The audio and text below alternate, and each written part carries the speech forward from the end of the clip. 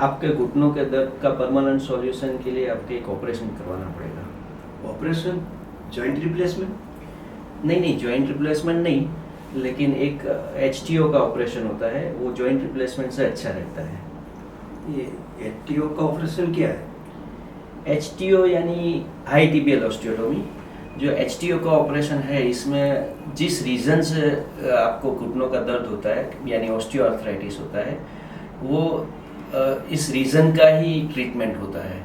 मतलब कि जो आपके पाँव जो है वो मुड़े हुए होते हैं, उसको ऑपरेशन करके हम लोग सीधा कर देते हैं। घुटनों का घिसारा का रीज़न क्या है? घुटनों का घिसारा होने का जो कारण है वो एग्जैक्ट रीज़न तो नहीं बता सकते, लेकिन ज़्यादातर लोगों को क्या होता है कि पाँव पहले से थोड़े मुड़े हुए होते हैं।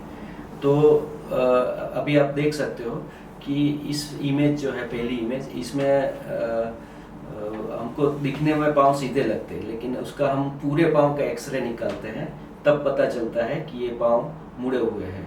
बाकी की दो इमेज जो हमें दिखती है, इसमें तो हमें साफ नज़र आता है कि हमारा पाँव मुड़ा हुआ होता है। तो सीधा पाँव हम लोग किसको बोलते हैं? कि सीधा पाँव हम लोग किसको बोलते हैं जिसमें हम हिप जॉइंट या का जो सेंटर लेते हैं और एंकल यानी पंजे का जो सेंटर लेते हैं, इस दोनों सेंटर को हम मिलाते हैं, एंकल जॉइंट और हिप जॉइंट का सेंटर को। तो जो इसका वेट बेयरिंग फोर्स जाता है वो नी जॉइंट के बीचों बीच से जाना चाहिए। अगर ऐसा होता है तो घुटनों के दोनों कंपार्टमेंट में इक्वल प्रेशर आता है। हमारे घुटनों में दो कंपार्टमेंट होते हैं, एक इनर पार्ट मतलब कि अंदर का भाग जिसको हम मीडियल कंपार्टमेंट कहते हैं, और एक बाहर का भाग जिसको हम लेटरल कंपार्टमेंट कहते हैं। तो अगर पाँव अंदर की तरफ मुड़े हुए होते हैं तो उन लोगों को ज़्यादातर अंदर का भाग में घिसारा ज़्यादा हो जाता है, और जिन लोगों का पाँव बाहर की तरफ मुड़ा हुआ होता है उन लोगों को बाहर का जो कंपार्टमेंट है, इसमें जो गद्दी होती है वो घिस जाती है। तो जो ऑस्टियोआर्थराइटिस या घुटनों का घिसारा होने का रीज़न है वो हमारा मुड़ा हुआ पाँव होता है। इस पाँव को हम ऑपरेशन करके सीधा कर देते हैं। तो अगर कई साल तक इस एक ही कंपार्टमेंट के ऊपर प्रेशर आने से इस कंपार्टमेंट की गद्दी घिस जाती है। इस नेक्स्ट स्लाइड में अगर हम देखें तो यहाँ इस एक्सरे में हमें साफ पता चलता है, एक साइड का एक्सरे जो जिसमें दोनों साइड इक्वल स्पेस दिखती है, हमारा जॉइंट स्पेस जो है वो दोनों तरफ इक्वल दिखती है। इसका मतलब ये होता है कि दोनों कंपार्टमेंट में गद्दी बिल्कुल नॉर्मल है। जो गद्दी है यानी कार्टिलेज जो है वो हमें एक्सरे में नहीं दिखती, इसलिए एक्सरे में हमें जगह दिखती है। और दूसरा जो साइड का एक्सरे है, इसमें हम साफ देख सकते हैं कि एक साइड में जगह बिल्कुल नहीं दिखती, मतलब कि हड्डी हड्डी से टच हो गई है। और दूसरा जो कंपार्टमेंट है, जो बाहर का कंपार्टमेंट है, वो बाहर का कंपार्टमेंट में जगह दिखती है। जगह दिखती है इसका मतलब ये हुआ कि वहाँ कार्टिलेज यानी गद्दी हेल्दी है, और जहाँ जगह नहीं दिखती है, हड्डी हड्डी से टच होती है, इस जगह पे इसका मतलब ये होता है कि वहाँ कार्टिलेज यानी गद्दी बिल्कुल घिस गई है। हमारा जो दर्द होने का रीज़न है वो क्या है? दर्द होने का रीज़न वही है कि जब चलते हैं, फिरते हैं, दौड़ते हैं या स्टेयर्स चढ़ते हैं, तो जो पूरा लोड जो आता है वो घिसे हुए भाग पर ही आता है। जो हेल्दी कंपार्टमेंट है इसके ऊपर कोई लोड नहीं आता। तो एचटीओ के ऑपरेशन में हम लोग ऐसा करते हैं कि जो लोड घिसे हुए पार्ट में आता है वो हटाकर हम हेल्दी साइड में ले लेते हैं। इसके दो फायदे होते हैं, एक कि जो हेल्दी कंपार्टमेंट होता है इसमें गद्दी मजबूत होती है इसलिए दर्द नहीं होता, और दूसरा कि जो लोड है वो लोड हम वो घिसे हुए पार्ट में जो पहले आता था वो हटा देता है, वो घिसना बंद हो जाता है, लोड आना बहुत ही कम हो जाता है। तो वहाँ नेचर धीरे धीरे अपने आप नई गद्दी बना देता है। इस तरह से हमारा घुटनों का दर्द चला जाता है। ऑपरेशन में आप क्या करते हैं, मतलब क्या करते हैं, कैसे करते हैं? एचटीओ का ऑपरेशन जो है, जैसे मैंने बताया कि जिस रीज़न से होता है वही रीज़न को हम ट्रीटमेंट करते हैं। हम इमेज में देख सकते हैं कि ऑपरेशन पहले का जो एक्सरे है, ऑपरेशन पहले की जो इस मरीज का जो पाँव है वो मुड़े हुए हमें साफ नज़र आता है। अगर हम इस मरीज का पूरा एक्सरे हिप से लेके एंकल तक एक्सरे देते हैं और अगर हम इसमें देखते हैं कि हिप जॉइंट का सेंटर और एंकल जॉइंट का सेंटर, अगर वो दोनों सेंटर हम मिलाते हैं तो जो लोड जाता है वो घिसे हुए पार्ट में ही जाता है जहाँ जगह दिखती नहीं है। तो एचटीओ के ऑपरेशन में हम ऑपरेशन के बाद दोनों पाँव का जो मुड़ा हुआ शेप है उसको चेंज करके सीधा कर देते हैं। इसीलिए क्या होता है, जो लोड घिसे हुए भाग की जगह से हट के अच्छे पार्ट पर चला जाता है। हम इमेज में देख सकते हैं कि ऑपरेशन में पहले जो पूरा लोड घिसे हुए पार्ट में जाता है, और अगर हम ऑपरेशन के बाद का एक्सरे देखते हैं तो इसमें जो लोड है वो जो घिसे हुए कंपार्टमेंट से हेल्दी कंपार्टमेंट में चला गया। और हमने वो भी देख सकते हैं कि जो ऑपरेशन के पहले का एक्सरे है वहाँ जो जगह नहीं दिखती थी वो ऑपरेशन के बाद के एक्सरे में हमें जगह दिखनी भी शुरू हो गई। तो मतलब कि उसका जो रीज़न है वो रीज़न को ही हम हटा देते हैं। अच्छा, गद्दी नई भी बन सकती है? जी हाँ, ये एचटीओ के ऑपरेशन से धीरे धीरे अपने आप गद्दी नहीं बन जाती है। इसका रीज़न जैसा मैंने बताया कि एक रीज़न ये है कि वहाँ जो लोड हमारा घिसे हुए पार्ट से हटा देते हैं इसलिए वहाँ घिसना बंद हो जाता है। और दूसरा, ऑपरेशन के बाद धीरे धीरे पूरे पाँव में खून का बहाव ज़्यादा शुरू हो जाता है अपने आप नेचुरली। इसी तरह वो ज़्यादा खून के बहने से धीरे धीरे अपने आप गद्दी नहीं बन जाती है। जैसे कि हम नाखून काट देते हैं तो नाखून अपने आप खुद आ जाते हैं, हम बाल भी कटवा देते हैं तो बाल भी अपने आप खुद आ जाता है। ऐसे ही कभी हमने देखा होगा कि हमारी जब चमड़ी छिल जाती है तो धीरे धीरे वहाँ चमड़ी भी अपने आप नेचुरली नहीं आ जाती है।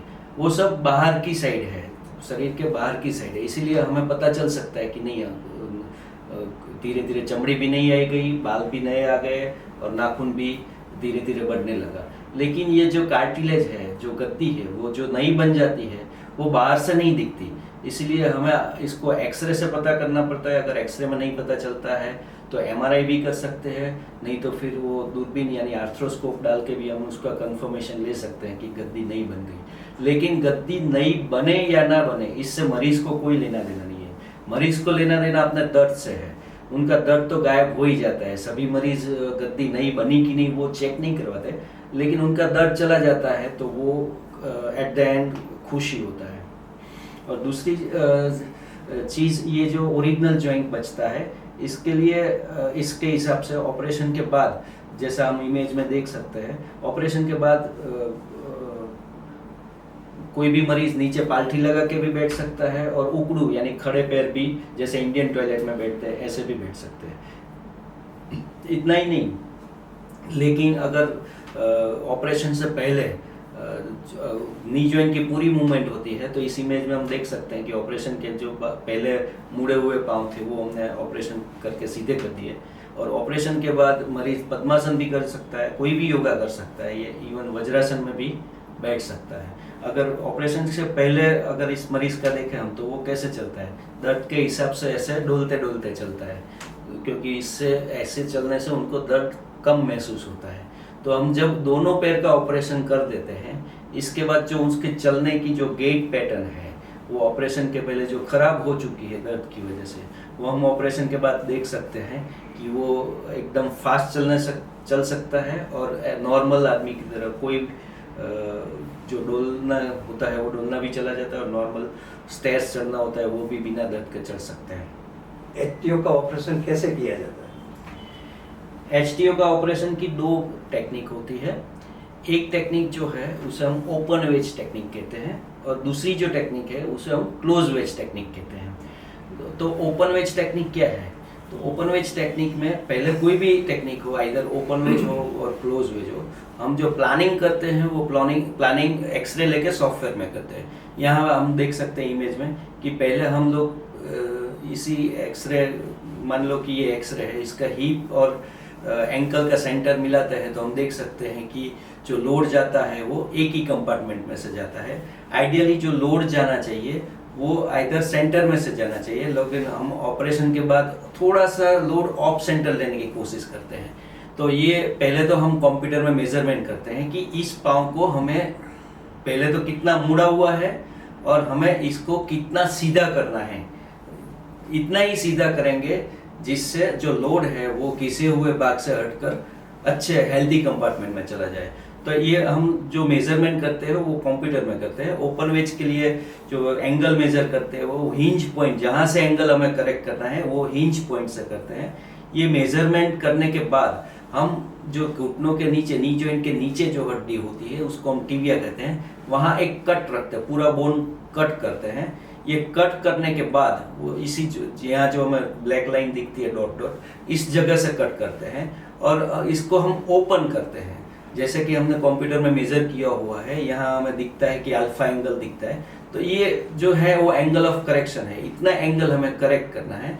तो हमने एक बोन को काटा, फिर जो अल्फा एंगल है मान लो कि 10 डिग्री हमें सीधा करना है, तो ये 10 डिग्री ओपन करना होता है। तो ये ऐसे हम देख सकते हैं इमेज में कि ये ओपन करने से जो पाँव पहले मुड़ा हुआ था वो अब सीधा हो गया। तो ये ओपन वेज टेक्निक है। और दूसरी जो टेक्निक है उसे हम क्लोज वेज टेक्निक कहते हैं। तो क्लोज वेज टेक्निक का प्रिंसिपल्स जो है ओपन वेज और क्लोज वेज का दोनों का सेम ही रहता है। प्रिंसिपल यही है कि जो लोड किसे हुए कंपार्टमेंट में आता है उसे हेल्दी कंपार्टमेंट में ले जाना है। तो इसमें भी पहले देख लेते हैं हिप जॉइंट का सेंटर और एंकल जॉइंट का सेंटर। हम देख सकते हैं कि वो जो लोड जाता है वो घिसे हुए पार्ट में ही जाता है। तो हमारा जो टारगेट है वो उसको सेंटर या थोड़ा सा ऑफ सेंटर लेने का है। और इसमें हिंज पॉइंट जो है वो थोड़ी अलग जगह पे आता है क्लोज वेज में। और क्लोज वेज में कंप्यूटर में पहले मेजर कर लिया हमने कि ये जो है वो इतना एंगल हमें करेक्ट करना है, मतलब कि 10 डिग्री, 12 डिग्री, 14 डिग्री जो एग्जैक्ट मेजरमेंट आता है, इसके हिसाब से एक कट जो घुटनों के नीचे की हड्डी होती है टिबिया, इसमें से एक कट हम रखते हैं और दूसरा कट जो रखते हैं वो एग्जैक्ट एंगल कि जितना हमने मेजर किया हुआ वो एग्जैक्ट एंगल, मान लो कि 15 डिग्री है तो 15 डिग्री एंगल पे हम कट रखते हैं। और ये जो ट्रायंगुलर पीस होता है दोनों कट के बीच में, वो ट्रायंगुलर पीस ऐसे निकाल देते हैं और जो निकालने के बाद जो खाली जगह पड़ती है उसे हम क्लोज कर देते हैं और इससे हम प्लेट और स्क्रू से पकड़ लेते हैं। तो क्लोज करने के बाद उसे प्लेट और स्क्रू से पकड़ लेते हैं। प्लेट और स्क्रू हम दोनों में फिक्स करते हैं। ओपन वेज में भी प्लेट और स्क्रू आती है और क्लोज वेज में भी प्लेट और स्क्रू आता है। तो ये दो टेक्निक से हम HTO का ऑपरेशन करते हैं। दोनों टेक्निक में से अच्छी कौन सी है? दोनों टेक्निक का प्रिंसिपल जो है वो तो सेम ही है, मतलब कि एंड रिजल्ट जो मिलता है वो दोनों में अच्छा ही मिलता है। रिजल्ट जो डिपेंडेंट है वो प्रॉपर करेक्शन के ऊपर निर्भर करता है। लेकिन ओपन वेज HTO है, इसमें दोनों हड्डी एक दूसरे के कांटेक्ट में नहीं होती, मतलब कि काटने के बाद इसके बीच में थोड़ा गैप रहता है, तो वो गैप जुड़ने में थोड़ा वक्त ज़्यादा लगता है। इसका मतलब ये हुआ कि ओपन वेज में रिकवरी पीरियड थोड़ा लंबा होता है। क्लोज वेज में क्या होता है कि हड्डी का दोनों जो एंड्स है वो एक दूसरे के क्लोज कांटेक्ट में होते हैं। तो मतलब कि इसके क्लोज वेज के बाद अगर हम एक्सरे देखें तो एक छोटा सा हेयरलाइन फ्रैक्चर जैसा ही दिखेगा। तो जो हेयरलाइन फ्रैक्चर जुड़ने में जितना वक्त लगता है इतने वक्त में वो जुड़ जाता है। तो उसका जो रिकवरी पीरियड है वो क्लोज वेज में ओपन वेज से काफ़ी कम रहता है। तो हमें रिकवरी पीरियड अगर छोटा चाहिए तो close wedge is better as compare to open wedge. Joint replacement में क्या किया जाता है एक्चुअली?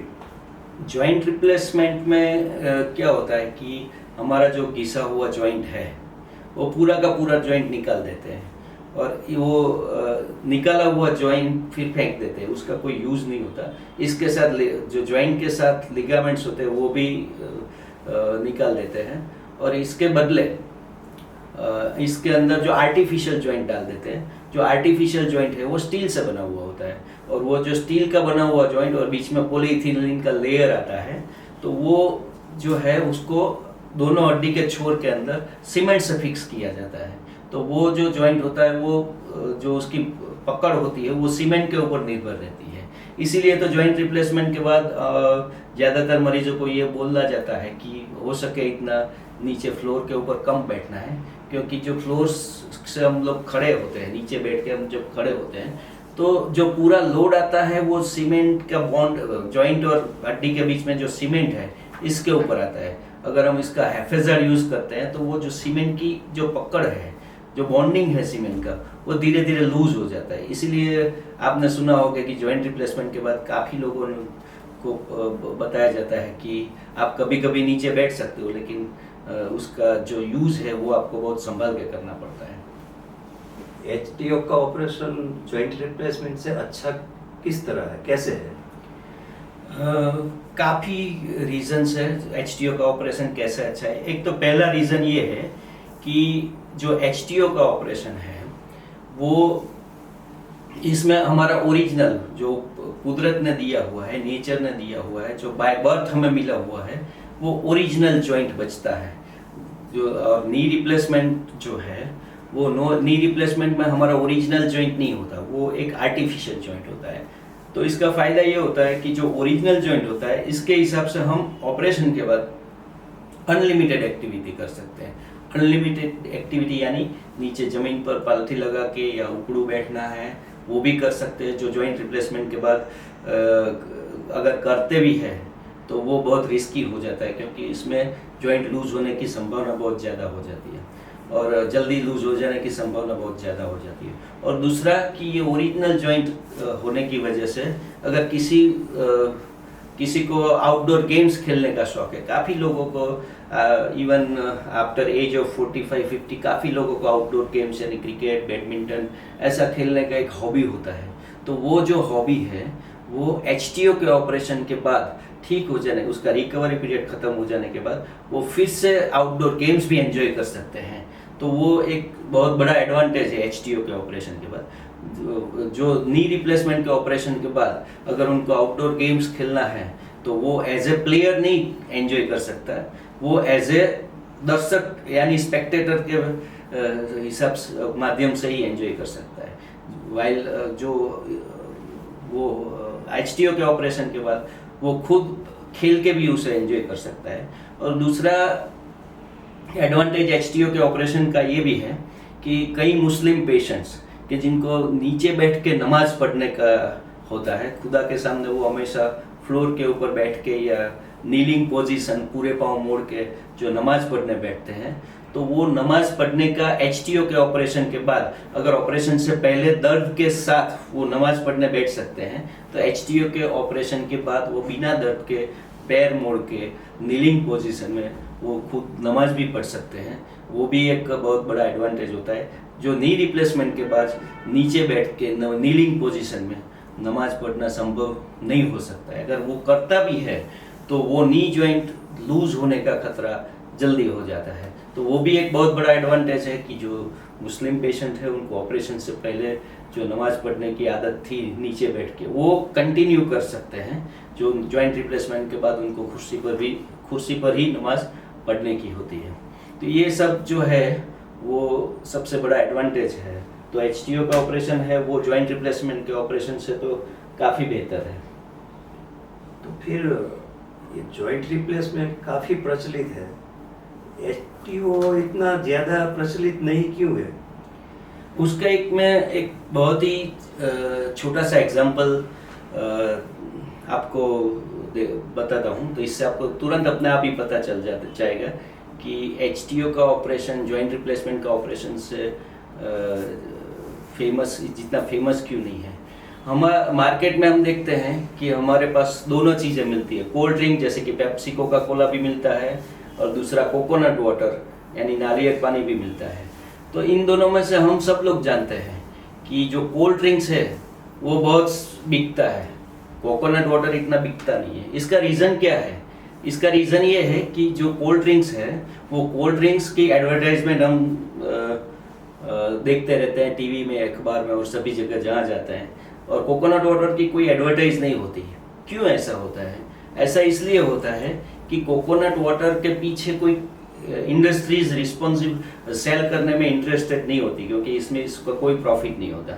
वाइल कोल्ड ड्रिंक्स जो कंपनी होती है वो एडवर्टाइज इसलिए करते हैं कि इसमें कंपनी का भी बड़ा फायदा है और गवर्नमेंट को भी इससे टैक्स ज़्यादा मिलता है, और जो इनके डीलर्स हैं उन सभी लोगों को, इवन हमारे एक्टर्स को या क्रिकेटर्स को जो एडवर्टाइज करते रहते हैं उनको भी फायदा होता है। कोकोनट वाटर की एडवर्टाइज कोई नहीं करता, लेकिन हमको पता है कि इन दोनों में से क्या अच्छा है, कोल्ड ड्रिंक अच्छा है या कोकोनट वाटर अच्छा है, क्योंकि कोकोनट वाटर एक नेचुरल हेल्दी फ्लूइड है और जो कोल्ड ड्रिंक्स होते हैं वो हेल्दी जितना कोकोनट वाटर है इतना होता ही नहीं है।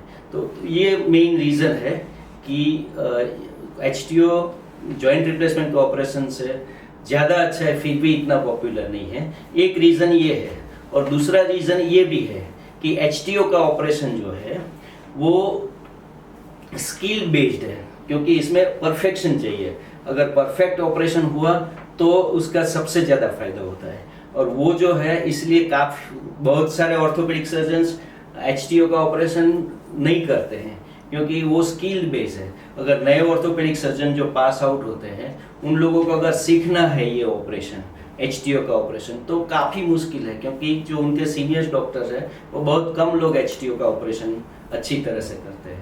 तो उनके ऑन द अदर एस्पेक्ट कि जॉइंट रिप्लेसमेंट अगर उनको सीखना है तो वो कई जगह से सीख सकते हैं, और जो जॉइंट रिप्लेसमेंट बनाने वाली कंपनियां होती है वो भी उनको जॉइंट रिप्लेसमेंट की सर्जरी सीखने में हेल्पफुल होती है। जो हमारी कॉन्फ्रेंसेस होती है इसमें भी जॉइंट रिप्लेसमेंट का जो एजुकेशन है वो पूरी तरह से दिया जाता है, क्योंकि वो all conferences are sponsored by this companies.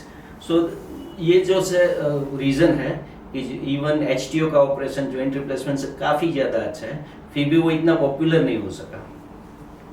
अच्छा, तो फिर ये HTO का ऑपरेशन कब करवाना चाहिए? HTO का ऑपरेशन मैं कहूँगा कि आपका जो घुटनों का दर्द शुरू होता है और आपको लगता है कि आपकी डेली एक्टिविटी, आपका जो रूटीन है, आप अगर वॉक करने जाते हो 2-3 किलोमीटर या 4 किलोमीटर 5 किलोमीटर, वो वॉकिंग बंद हो जाता है दर्द की वजह से, और आप जो भी करना चाहे वो कर नहीं सकते। हर बार आपको ऐसा महसूस होता है कि दर्द की वजह से मैं काफ़ी सारा कुछ नहीं कर सकता। इसी वक्त जितना हो सके इतना जल्दी करवाओ, तो इसका फ़ायदा ये होता है कि आप अपने बैक टू नॉर्मल, मतलब कि जो दर्द नहीं था तब जो कर रहे थे, आपका वॉकिंग का जो हॉबी है या कुछ आउटडोर गेम्स खेलने का हॉबीज़ है, तो वो आप वापस तुरंत जा सकते हो। तो घुटनों का घिसारा शुरू होने के बाद जितना हो सके इतना जल्दी ये ऑपरेशन HTO का करवाओ, वो सबसे ज़्यादा आपको फ़ायदा देता है। और दूसरी चीज़ कि जॉइंट रिप्लेसमेंट के बारे में अगर पूछो तो जॉइंट रिप्लेसमेंट में ओरिजिनल जॉइंट निकाल के आर्टिफिशियल डालते हैं, और उसका जो ड्यूरेशन है चलने का वो निर्भर करता है कि हम इस जॉइंट का कैसे यूज़ करते हैं। तो जॉइंट रिप्लेसमेंट के लिए मैं ऐसा बोलूँगा कि वो जितना लेट करवाओ इतना अच्छा है, क्योंकि उसका जो लाइफ स्पान है वो लिमिटेड है। और HTO का ऑपरेशन अगर इसके बारे में सोचे तो HTO का ऑपरेशन आप जितना जल्दी करवाओ इतना आप मैक्सिमम इसका एडवांटेज ले सकते हो। मैं भूल गया डॉक्टर साहब, एक दूसरा भी कोई ऑपरेशन है माइक्रोप्लास्टी जैसा, वो क्या होता है? माइक्रोप्लास्टी जो है वो इस इमेज में हम जैसे देख सकते हैं, माइक्रोप्लास्टी जो टर्म है वो यूज़ होता है हाफ नी जॉइंट रिप्लेसमेंट के लिए। जब दोनों पार्ट घिस जाते हैं तो टोटल नी रिप्लेसमेंट करता है। जब घुटनों का एक ही कंपार्टमेंट घिसा हुआ होता है तो इसी कंपार्टमेंट को रिप्लेस किया जाता है, लेकिन वो है तो रिप्लेसमेंट ही, मतलब कि टोटल नी जॉइंट रिप्लेसमेंट है। इससे थोड़ा फायदा कारक है क्योंकि इसमें हाफ ऑफ द जॉइंट जो है वो नॉर्मल नेचुरल ओरिजिनल रहता है, और हाफ ऑफ द जॉइंट जो है वो आर्टिफिशियल होता है। तो microplasty is also an artificial joint, तो वो भी कोई ओरिजिनल जॉइंट नहीं होता है, लेकिन इसमें भी जो माइक्रोप्लास्टी में भी जो एक्टिविटी रिस्ट्रिक्शन, मान लो कि जॉगिंग करना है, किसी को खेतों में उकड़ू बैठ के मजदूरी करनी है या फिर नमाज पढ़ना है, वो तो रिस्ट्रिक्ट हो ही जाता है। तो माइक्रोप्लास्टी जो है वो उसको जो हाफ रिप्लेसमेंट है उसका दूसरा नाम है माइक्रोप्लास्टी। अच्छा, तो HTO ऑपरेशन में रिकवरी का कितना टाइम लगता है रिकवरी के लिए? जो HTO का ऑपरेशन है इसमें अगर पोस्ट ऑपरेशन के बाद जो प्रोटोकॉल रहता है, अगर वो मैं आपको बता दूं, तो अगर हम ऑपरेशन करते हैं तो आज ऑपरेशन किया मान लो कि, तो ऑन द नेक्स्ट डे, मतलब कि दूसरे ही दिन मरीज वॉकर लेके खड़ा होकर चल सकता है। मतलब कि पूरा वजन नहीं ले सकता, लेकिन 50% या इससे ज़्यादा वेट लेके वॉकर से वो चल सकते हैं। HTO के ऑपरेशन में हम लोग क्या करते हैं कि जो मुड़े हुए पाँव को सीधा करने के लिए एक आर्टिफिशियल फ्रैक्चर करते हैं, मतलब कि एक हड्डी को तोड़ना पड़ता है और फिर उसको अलाइन करके प्लेट और स्क्रू से पकड़ लेते हैं, मतलब कि एक तरह का आर्टिफिशियल फ्रैक्चर हुआ। तो एचटीओ के ऑपरेशन के बाद एक फ्रैक्चर को जुड़ने में जितना वक्त लगता है इतना वक्त हमें देना पड़ता है। अगर क्लोज वेज ऑस्टियोटॉमी की बात करें, क्लोज वेज एचटीओ की बात करें, तो इसका जो प्रोटोकॉल होता है वो मान लो कि आज सुबह में ऑपरेशन किया तो दूसरे दिन पैर के ऊपर कम वजन लेके वॉकर से चल सकते हैं, या करीब 1 से 1.5 महीने तक वॉकर रख के चल सकते हैं, और कम से कम 2 या 3 महीने, मतलब कि जब तक हड्डी जुड़ जाती है तब तक कुछ ना कुछ सपोर्ट रखना पड़ता है। आइदर वॉकर रखना पड़ता है, और आइदर वॉकर नहीं तो स्टिक रख के चलना पड़ता है। मतलब कि एक छोटा सा फ्रैक्चर हुआ है, अगर उसको जुड़ने में जितना वक्त देना पड़ता है वो देना पड़ता है। तो रिकवरी पीरियड ज़्यादा है एचटीओ में और जॉइंट रिप्लेसमेंट में कम है, फिर भी एचटीओ ऑपरेशन अच्छा क्यों? एचटीओ ऑपरेशन जो है वो अच्छा होने का कई सारे रीजंस हैं। पहली चीज़ कि जो एचटीओ का ऑपरेशन जो है वो हील्स द नी, जो हमारा मतलब कि जो एचटीओ का ऑपरेशन है वो जॉइंट को बचाने वाला ऑपरेशन है। जो नी रिप्लेसमेंट है वो नी रिप्लेसमेंट किल्स द नी। वो नी रिप्लेसमेंट में ओरिजिनल जॉइंट निकाल देते हैं, तो वो फिर निकाल देते हैं तो वो घुटना जिंदा नहीं रहता, वो knee joint we kill the knee, और जो इसके बदले डालते हैं वो आर्टिफिशियल होता है। तो पहला रीजन तो ये है कि एचटीओ के ऑपरेशन के बाद हमारा कुदरत का दिया हुआ ओरिजिनल जॉइंट बचता है जो नी रिप्लेसमेंट में नहीं होता है। तो joint replacement kills the knee and HTO heals the knee. और दूसरी चीज़ ये है कि एक बार हम किसी पेड़ से डाली तोड़ देते हैं और उसे फिर वापस लगाना चाहे तो उसे वापस नहीं लगा सकते। जैसे कि कोई पौधा है, इसके ऊपर से हम फूल तोड़ लेते हैं तो फिर इस फूल को, इस फ्लावर को हम वापस नहीं लगा सकते। ऐसे ही जॉइंट रिप्लेसमेंट में जो हम ओरिजिनल जॉइंट निकाल देते हैं वो ओरिजिनल जॉइंट को फिर वापस हम वापस नहीं ला सकते। जो वापस डालते हैं वो ओरिजिनल नहीं होता, वो आर्टिफिशियल होता है। तो ये भी एक रीज़न है, एक बार जॉइंट चला गया फिर वापस आने की कोई संभावना नहीं है। और तीसरी चीज़ ये भी है कि जो एचटीओ में है वो हमारा खुद का जॉइंट होता है जो हमको बर्थ से मिला है। जैसे कि हमने देखा है कई बार कि काफ़ी इनफर्टिलिटीज़ के पेशेंट होते हैं, उन लोगों को अगर इनफर्टिलिटी की ट्रीटमेंट से अगर बच्चा नहीं होता है तो उनको एडेप्ट करने का बोला जाता है। तो लेकिन जिनको इनफर्टिलिटी नहीं है, जो अपने खुद के बच्चे पैदा कर सकता है, उनको कोई एडेप्ट करने का नहीं बोलता, क्योंकि जो हमारा खुद का बच्चा होता है वो हमारे ही खून से बना हुआ होता है। ऐसे ही एचटीओ में जो नी जॉइंट हमारा होता है वो हमारा खून से चलता है और हमारा बॉडी का एक हिस्सा है, हमारा बॉडी का एक इम्पोर्टेंट ऑर्गन है। तो वो जो ऑर्गन ओरिजिनल होता है वो कभी आर्टिफिशियल जैसा पावरफुल, आर्टिफिशियल इससे ज़्यादा पावरफुल कभी नहीं हो सकता। और फिर भी एडॉप्टेड चाइल्ड तो एक जिंदा चाइल्ड है, यहाँ तो आर्टिफिशियल है, वो इसमें कोई जान नहीं होती, इसमें कोई लिविंग टिश्यूज होती ही नहीं है। तो ये भी एक रीज़न है कि एचटीओ का ऑपरेशन जॉइंट रिप्लेसमेंट से अच्छा है।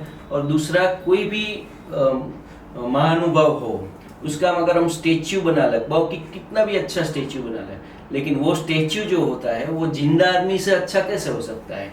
वो जिंदा महानुभव होते हैं, उनकी वैल्यू जो होती है वो कोई भी उनका अच्छे से अच्छा बनाया हुआ स्टेच्यू से ज़्यादा होती है। तो आर्टिफिशियल जॉइंट जो डालते हैं वो ओरिजिनल जॉइंट नहीं है, वो एक जॉइंट का स्टेच्यू बनाते हैं और स्टेच्यू को हम लोग सीमेंट से फिक्स कर देते हैं। जो एचटीओ है वो तो एक ओरिजिनल ही जॉइंट बचता है। तो ये भी एक रीज़न है। ये काफ़ी सारे रीजंस हैं कि एचटीओ का ऑपरेशन जो है वो जॉइंट रिप्लेसमेंट का ऑपरेशन से अच्छा है। तो ये एचटीओ ऑपरेशन कितने साल चलता है, मतलब उसकी लाइफ कितनी है? ज़्यादातर मरीज जॉइंट रिप्लेसमेंट में ये पूछते रहते हैं कि ये कितने साल तक चलेगा। ऐसे एचटीओ में भी सब लोग पूछते हैं कि ये ऑपरेशन के बाद कितने टाइम दर्द नहीं होता और इसका ऑपरेशन का लाइफ कितना है। एचटीओ का ऑपरेशन में जैसा मैंने पहले बताया कि जो रीज़न से दर्द होता है, घिसरा होता है, वो रीज़न को ही हम हटा लेते हैं। तो उसको हम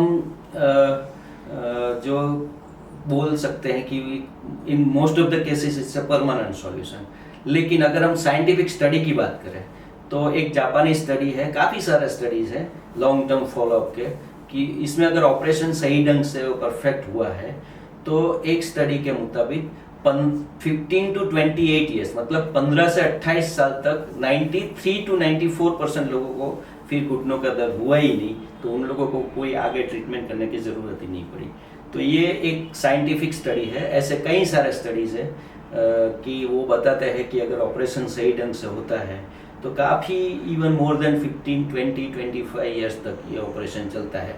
और दूसरी चीज़ ये भी इम्पोर्टेंट है, अगर मान लो कि 15 या 20 ईयर्स के बाद अगर कुछ दर्द फिर से शुरू हो जाता है तो फिर जॉइंट रिप्लेसमेंट का ऑप्शन है वो हमारे लिए हमेशा खुला है। मान लो कि कोई मरीज 50 ईयर्स पे एचटीओ का ऑपरेशन करवाते हैं, उनको एट द एज ऑफ 70 या 75 फिर से अगर दर्द शुरू हो भी जाता है तो उनके लिए जॉइंट रिप्लेसमेंट का ऑप्शन अभी भी ओपन है। और उसका उल्टा अगर देखें हम, जॉइंट रिप्लेसमेंट के करवाने के बाद अगर कोई कहे कि हमें एचटीओ करवाना है तो वो नहीं हो सकता, क्योंकि उसके बाद ओरिजिनल जॉइंट हमें वापस नहीं ला सकते, तो वो काफ़ी लंबा चलता है। ये बताइए कि एचटीओ ऑपरेशन कब करवाना चाहिए और वो जॉइंट रिप्लेसमेंट कब करवाना चाहिए? जॉइंट रिप्लेसमेंट का जो ऑपरेशन है वो जब घुटनों के दोनों कंपार्टमेंट, यानी अंदर का कंपार्टमेंट और बाहर का कंपार्टमेंट अगर दोनों घिस जाते हैं तो उन लोगों को एचटीओ का ऑपरेशन नहीं हो सकता, इन लोगों को सिर्फ जॉइंट रिप्लेसमेंट ही हो सकता है। और दूसरी चीज़ कि जो सीनियर सिटीजन्स है at the age of above 70 और 75 प्लस, कि जिनको कोई फिजिकल एक्टिविटी नहीं ज़्यादा करने की नहीं होती है, जिनकी कोई डिमांड नहीं होती ज़्यादा फिजिकल एक्टिविटी करने की, और इनको सब बस ऐसे घर में ही घूमना रहता है, उन लोगों के लिए जॉइंट रिप्लेसमेंट में रिकवरी पीरियड कम है, इसके लिए उन लोगों के लिए बेहतर जॉइंट रिप्लेसमेंट रहता है। और जो यंग और फिजिकली एक्टिव है और उनको एचटीओ का ऑपरेशन अच्छा रहता है, क्योंकि उनके बाद वो भाग दौड़ वाली जो जिंदगी है वो भी अच्छी तरह से जी सकते हैं। यंग मतलब मेरा मतलब एज से नहीं है, कोई भी मरीज एट द एज ऑफ 65 और 70 ऑल्सो, उनको भी अगर फिजिकली एक्टिव रहना है तो उनके लिए एचटीओ का ऑपरेशन अच्छा है। और सीनियर सिटीजन्स जो फिजिकली एक्टिव रहने की उनकी कोई रिक्वायरमेंट ही नहीं है, उनके लिए जॉइंट रिप्लेसमेंट भी एक अच्छा ऑपरेशन है। और एट लास्ट मैं ये कहना चाहता हूँ सभी घुटनों के दर्द के मरीज़ को कि जब भी आपको घुटनों का दर्द शुरू हो जाता है और आपकी डेली एक्टिविटी सब सफ़र हो जाती है तो आप हो सके इतना जल्दी एचटीओ का ऑपरेशन करवा के आप अपनी रूटीन लाइफस्टाइल में फिर से वापस आ सकते हैं। और आप जो वॉकिंग है या फिर जो डांसिंग है या फिर आउटडोर गेम्स खेलने की अगर आप हॉबीज़ रखते हो, या फिर आप आउटिंग करने की हॉबीज़ रखते हो, ट्रैकिंग करने की हॉबीज़ रखते हो, वो सब आप कंप्लीट कर सकते हो और आप अपनी लाइफ को एंजॉय कर सकते हो। तो हो सके इतना जल्दी एचटीओ का ऑपरेशन करवाते हो तो आप उसका जो मैक्सिमम बेनिफिट है वो ले सकते हो।